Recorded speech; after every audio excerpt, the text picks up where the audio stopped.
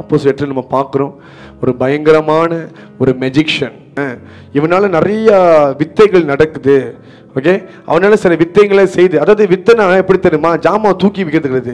அந்த ஜாமான் வந்து யாருமே தூக்காமலே அது மேலே போயிட்டு இறங்க முடியும். அந்த மாதிரி வித்தைகளை அவனால நம்ம பார்த்துருப்போம். லேட்டஸ்ட் மெஜிஷியன் நம்ம பார்த்துருப்போம் இல்லையா, என்னென்ன செஞ்சுருக்காங்கன்னு சொல்லி. இந்த மாதிரியான காரியத்தில் வந்து அந்த நாட்களை இவன் செய்து எல்லாமே எப்படி பார்த்தாங்கன்னா கடவுளோட பெரிய சக்தி இவன் தான். அப்போ இவன் எப்படிப்பட்ட மெஜிஷியனாக இருப்பான், இவன் எப்படிப்பட்ட ஆளாக இருப்பான் யோசிச்சு பாருங்க. எவ்வளோ ஒரு காரணம் செஞ்சிருப்பான். until people can say he is the power of God. அவன் செய்த வித்தைகள் மூலமா அநேகரை ஆச்சரியப்படுத்திருக்கான். இந்த மந்திரவாதியும் இந்த மெஜிஷியனும் என்ன பண்றான், விசுவாசித்து பிலிப்போட அற்புதம் அடையாளத்தை பார்த்து ஆச்சரியப்பட்டான். அற்புதம் வேற, மாய வித்தை வேற. அற்புதம் தேவனால் தான் நடக்கும், மாய வித்தை நடக்கும், பிசாசால் நடக்கும். ஓகே, அதை பார்த்து இவன் ஆச்சரியப்படுகிறான். இப்ப இவன் வாழ்க்கையில நம்ம செய்த வித்தைகளை பார்த்து ஜனங்கள் புகழ்வாங்க. ஆமா இல்லையா, புகழ்ந்து ஓ பயங்கரமான ஆள், பெரிய சக்தி இவனுங்கிட்ட, இந்த ஸ்பீக்கர் யாருமே தூக்காம தானா மேல போய் கீழே இறங்குது அப்படிலாம் அவன் பார்த்துட்டான். அதெல்லாம் பார்த்ததுக்கு அப்புறம் அவனுக்கு பெரிய ஒரு ஆச்சரியம், எப்படி நடக்குது சொல்லிட்டு பாருங்க. அற்புதம் அடையாளம் நடந்திருக்கு, பிலிப்பு மூலியமா நடந்திருக்குது. ஆனா பரிசுத்தாவே யாரும் பெறல. அதான் நீங்க புரிஞ்சுக்கணும். சில சபைகளுக்கு போனீங்கன்னா அங்க அற்புதங்கள்லாம் நடக்கும், but that doesn't mean people have received the Holy Spirit. அற்புதம் அடையாளம் வேற, விடுதலை சுகம் வேற, பரிசுத்த ஆவியானவர் வேற. அப்போஸ்தலர்கள் கை வைக்கிறாங்க. யாரு, இப்ப பேதுரு யோவான்லாம் கை வைக்கிறாங்க.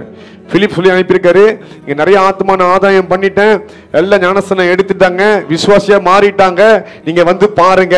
வரும் பொழுது ஓகே எல்லாம் விடுதலை பெற்றுக்கிறாங்க, அற்புதம் நடந்திருக்குது. ஆனா இவங்கள்ட்ட பரிசுத்த ஆவி இல்லை. நல்ல காது கொடுத்து கேளுங்க. அப்போஸ்தலர் தங்கள் கைகளை அவர்கள் மேல வைக்கும் பொழுது பரிசுத்த ஆவி, அவங்க பரிசுத்த ஆவி பெறுகிறதை கண்ட பொழுது அவர்கள் இடத்துல பணத்தை கொண்டு வந்து,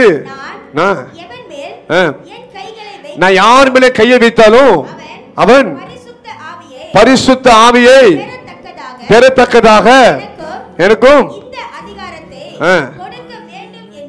பாருங்க. இப்ப நான் ஒரு ஆளை கூட தலையில கை வச்சுட்டு பரிசுத்த ஆவி நீங்க பெற்றேன்னு சொல்லிட்டு நானும் பெற்றேன்னு சொல்லிட்டு அவங்க போயிடுவாங்க.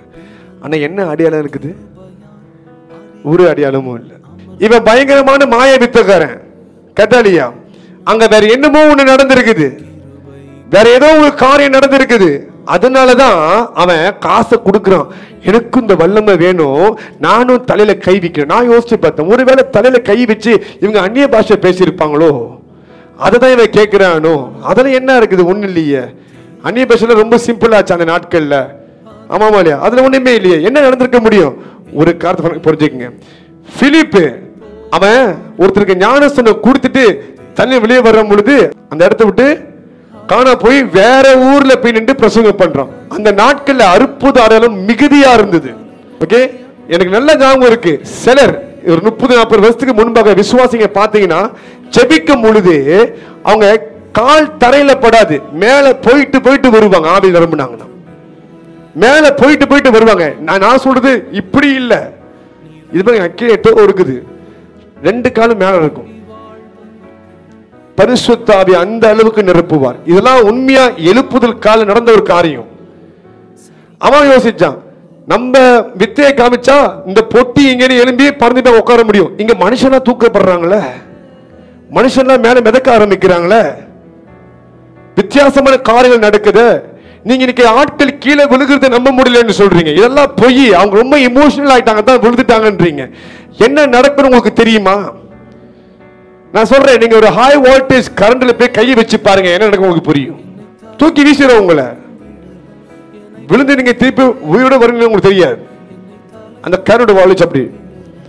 மனுஷனால் உருவாக்கப்பட்ட கரண்ட்டுக்கு இப்படி ஒரு பவர் இருக்குதுன்னா சர்வத்தையும் உருவாக்கின தேவன் எப்படி இருப்பார் யோசித்து பாருங்க.